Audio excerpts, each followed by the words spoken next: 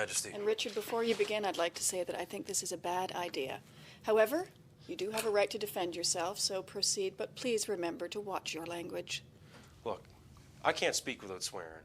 Now I know what everybody's thinking, and I know what you're thinking because I'm in your head. You're sitting there going, Matt, why do you cuss so damn much? You're constantly telling everybody to fuck off. You're calling us douchebags. You're being rude to everybody. You want people to watch your shit, yet you're being rude to everybody? That doesn't make any sense. Well, let me revert back to what I said before. I do this shit for me. I don't do it for you. If you got a problem with it, you can go fuck yourself. I'm going to keep doing what I do, and if you want, I'll just whip it out right here on this cutting board. Enjoy, and have fun watching the rest of this shit, you piece of crap douchebags.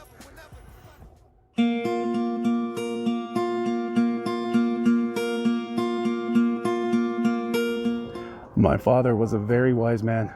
I remember one of the wisest things he ever said to me was, "You're in front of the TV. Get the fuck out of the way, you little shit."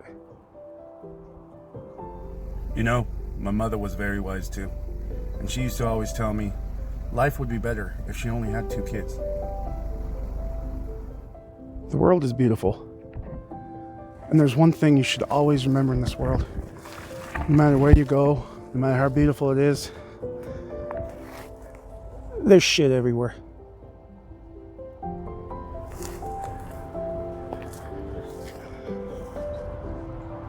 You know, a barbecue is just like an asshole. Works better when it's clean. My grandfather for sure was one of the wisest. I remember the famous words he used to say, "Don't stick it in if you don't know where it's been." Words to live by. Some strong words to live by. That sometimes life is just shit. That's it.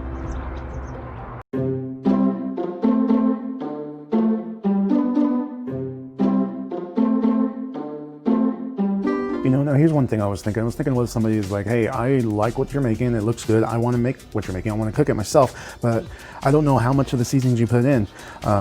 You put a teaspoon of that, a cup of that. I mean, what do you put in? You're not giving me any measurements. First of all, let me tell you something. I am giving you all the ingredients technically, and I'm not giving you measurements because that's not how I cook. I don't measure.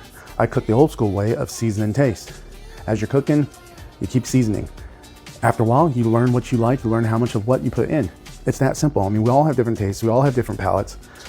I mean, you think of the different cultural areas. Some places like it hotter, some places like it bitter, some places like stuff more sweet. We're all different. We all have different tastes and palates, like I said. Now, if you focus on the specific measurements and say, I can't cook this because I don't know exactly how much is in there, then you're not going to try anything. You're not going to make anything. You're not going to experience anything new. You got to think outside the box. You got to go outside the box and try different things. That's how you learn. Because I can give you the measurements of what I have here if I did measure, and it might taste like shit to you. And then you'll have to readjust the seasonings to match your taste. I mean, you got to think about it, man.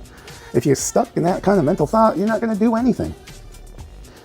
Am I kind of rambling on here a little bit? I probably am, huh? I am kind of high.